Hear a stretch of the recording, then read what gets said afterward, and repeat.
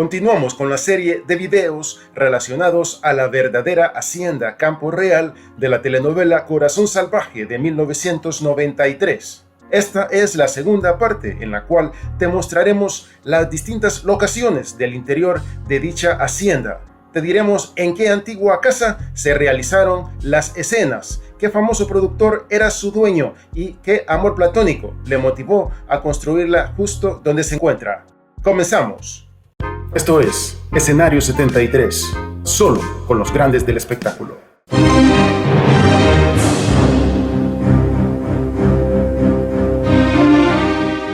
Sin lugar a dudas, uno de los lugares insignes y emblemáticos que todos recordamos en la idílica historia de época de la telenovela Corazón Salvaje de 1993 es la Hacienda Vista Hermosa, en donde pudimos disfrutar de su bonita arquitectura con amplios y elegantes interiores. En ellos pudimos contemplar el desarrollo de la intrincada relación de los dos hermanos, enfrentados por situaciones pasionales, víctimas del destino. Igual logramos ver cómo de repente y de forma sorpresiva fue naciendo el amor entre Juan del Diablo y Mónica, un amor que fue puesto a prueba en un camino lleno de espinas. Las escenas del interior de la hacienda Campo Real fueron realizadas en una antigua casa cita en la apacible calle Zaragoza de Coyoacán en la Ciudad de México, levantándose sus primeros cimientos a mediados de los años 40 en el siglo XX, siendo su fundador el famoso productor, director y actor de la época del cine de oro mexicano, Emilio el Indio Fernández, hijo de un general revolucionario y de una descendiente de los indígenas Kicapú.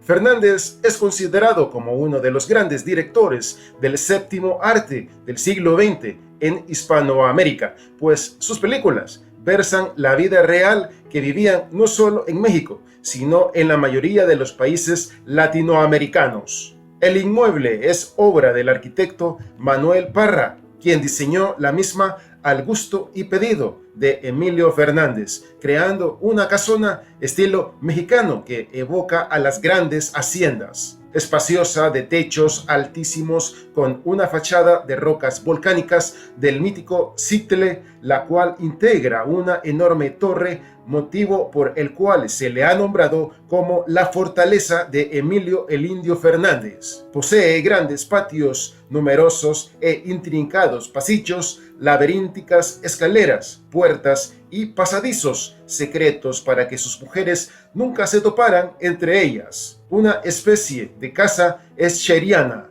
Emilio el Indio Fernández tenía en mente una casa que permitiera soñar, pero que también funcionara como set cinematográfico. De allí la belleza de cualquiera de sus recovecos. Sin embargo, el inmueble atravesó modificaciones constantes hasta 1986, fecha de su deceso, buscando Fernández que desde cualquier ángulo las habitaciones tuvieran un gran encuadre cinematográfico. En este predio encontrarás pilas bautismales y estatuas de santos que fueron rescatadas de viejos conventos y edificios religiosos que habían sido demolidos en Puebla, los cuales visitó durante filmaciones. Cuando rodó la película Enamorada, por ejemplo, recuperaron una imagen del siglo XVIII de la Virgen de Guadalupe que estaba en el convento de Santa Rosa de Viterbo. También trajeron consigo mosaico de Talavera que utilizarían en la cocina. La casa del legendario Indio Fernández, como él, está inmersa en historias, pasando por ella muchos personajes famosos, entre ellos Marilyn Monroe, Frida Kahlo, Dolores del Río, María Félix, Jorge Negrete, Andrés Soler e incluso se dice que el Che Guevara fue escondido en su sótano.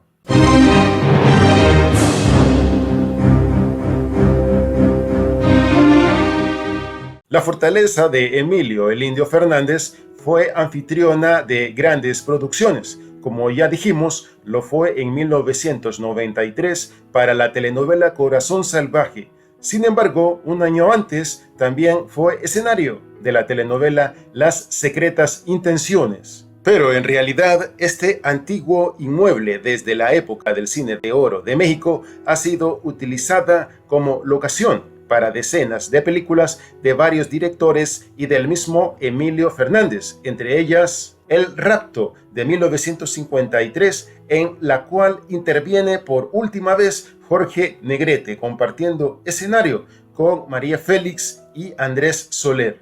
Déjese de papeles y lárguese de aquí. Sí, ya me voy. Pero primero vamos a arreglar lo de mi casa. Con que anoche fumamos de la buena, ¿no? El libro de piedra de 1969, en la cual actúan Marga López, Joaquín Cordero y Norma Lazareno. Frida del 2002, siendo la protagonista y productora Salma Hayek.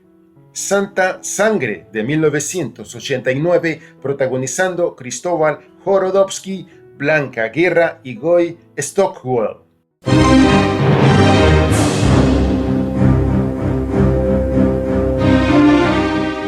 Fue un amor el que movió al Indio Fernández a buscar un terreno en Coyoacán, en la Ciudad de México. Emilio fue uno de los más grandes admiradores de Dolores del Río, la legendaria actriz mexicana que triunfó en Hollywood. Emilio afirmaba que él apareció como extra en varias películas de Dolores del Río en Hollywood. La belleza y elegancia de la actriz lo habían impresionado profundamente, comentaba. Me miraba, pero sin verme. Eventualmente, ella me pediría que yo la dirigiera en su primera película en México. Me enamoré de ella, pero ella me ignoraba. Yo la adoraba de veras, que la adoraba. Y así fue. La primera película que Dolores del Río actúa en México fue María Candelaria, filmada en 1943 y dirigida precisamente por Emilio el Indio Fernández, película que cimentaría el estatus tanto de Emilio Fernández como de Dolores del Río, como grandes figuras del cine mexicano. El guión de esta película fue un regalo de Fernández para Dolores del Río en su cumpleaños, escribiéndola en una noche sobre servilleta en un centro nocturno. Emilio Fernández se desvivió por Dolores, siempre con espléndidos regalos. Durante meses, a diario la sorprendía con algún detalle e incluso cuando no le alcanzaba para comprarle joyas, le enviaba magníficas copas de cristal con luciérnagas atrapadas. Don Emilio comprendió la necesidad de vivir cerca de ella y así lo hizo. La hermosa actriz mexicana vivía en la calle Salvador Novo, en una casa llamada La Escondida. La idea era ser vecino de Dolores del Río. Procedió a comprar en Coyoacán, en la Ciudad de México, un terreno en una parte que había sido panteón colonial e incluso debió ser panteón prehispánico, porque en el predio se encontró una calavera con una incrustación de jade en un diente y una orejera del mismo material. La zona no era exclusiva, ni mucho menos, tapizado todo el suelo por los restos de la lava que alguna vez emergió del volcán Citle. El Indio Fernández tampoco debió haber imaginado la construcción de una casa tan majestuosa como la que hoy reviste la calle Zaragoza. Desde el momento en que comenzó la construcción, el director la habitó. Al principio no fue otra cosa más que una pequeña cocina en la que dormía. Varios meses tardó en levantar un pequeño comedor y una recámara de igual tamaño, pero las ambiciones de don Emilio lo llevaron a pensar en grande. Deseaba tener una casa donde pudiera soñar a sus anchas. Así comenzó la edificación, acompañado de su entrañable amigo y arquitecto Manuel Parra, de una casa que construiría toda su vida. Poco a poco se fue formando el enorme comedor que ahora adorna el lugar. Muy lentamente se fue creando cada muro, cada puerta y cada ventana. Y es que, a falta de dinero, Manuel Parra y el Indio Fernández visitaban las demoliciones de otras casas o edificios antiguos para rescatar lo que podía servirle a la obra, y así iban avanzando.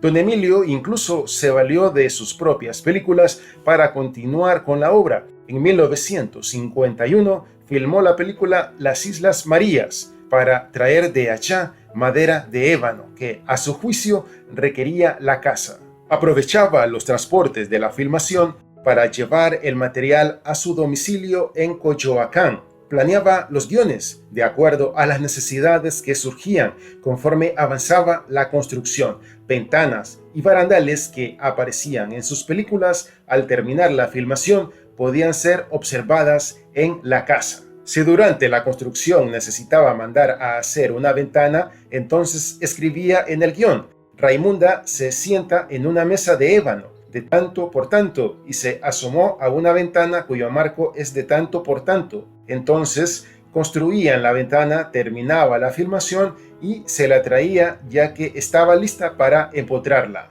Así fue como tomó forma la casa fuerte del Indio Fernández como se le conoce. La personalidad del Indio Fernández quedó plasmada en cada rincón de la quinta de Coyoacán. Su recio carácter se muestra en la fachada de la casa, que le da unos aires de fortaleza. El interior conteniendo muchas escaleras pequeñas y en algunos lados parece un laberinto, como el alma misma del Indio Fernández. En la actualidad, la Casa Fuerte o Fortaleza del Indio Fernández es un reconocido recinto de foro de diversas actividades culturales de la Ciudad de México, el cual cada año se renta entre 3 y 5 veces como set de filmación.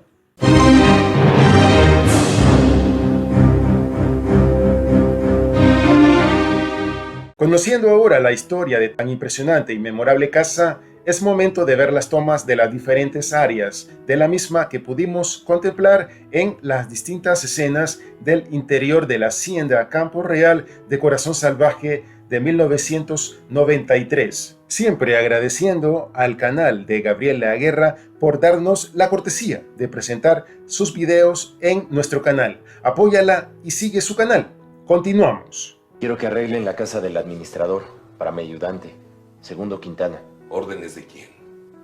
Órdenes mías. Allá en la hacienda hicimos algunos otros shots. ¿Esta es la cocina de la casa de Juan? No, de la hacienda. De la hacienda. Sí, sabe. Sí, lo mismo. Mira.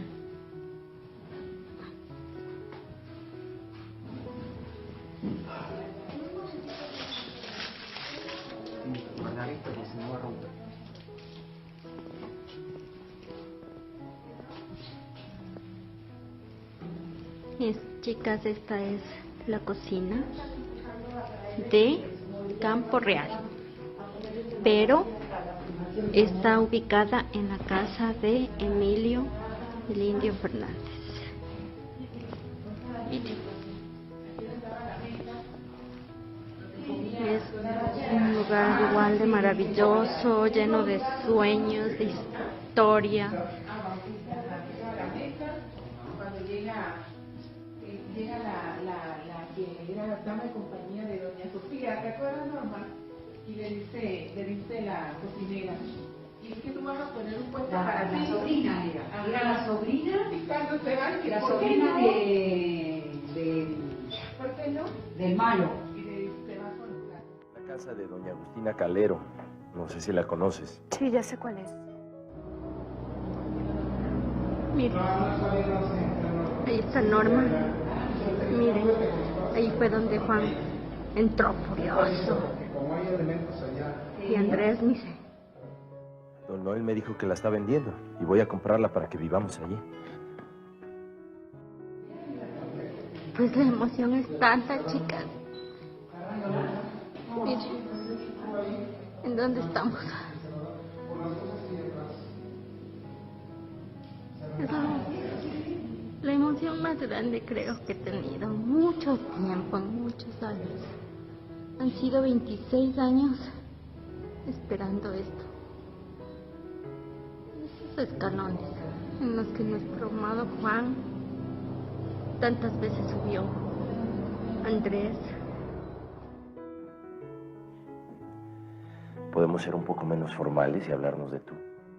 Esta área de aquí es cuando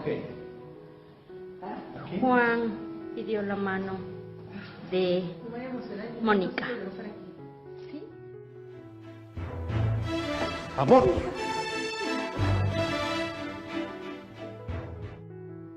Esta para ti. Mire, esta área no está ahorita ocupada, pero esta era el área donde Aimé se desmayó.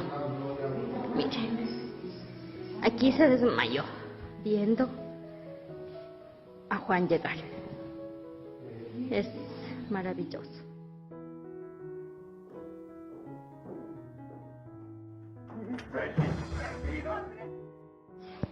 Cuando Ariel subió furioso, con intenciones de ahorcar a Aimé, cuando... Adelante. Creo que tenemos que hablar, señora. Son varios ambientes, ¿no?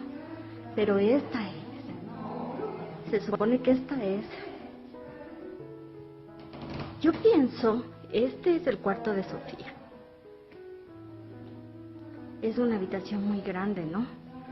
Que miren, ahorita está llena de cosas. ¿Sí? Sí. Hola, Marlene.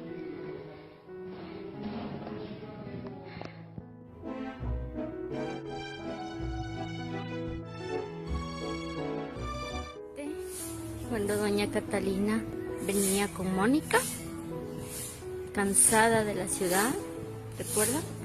Y entra en esta casa. ¿Sí? También cuando estaba en la Ciudad de México. Esta es el área. Esta es.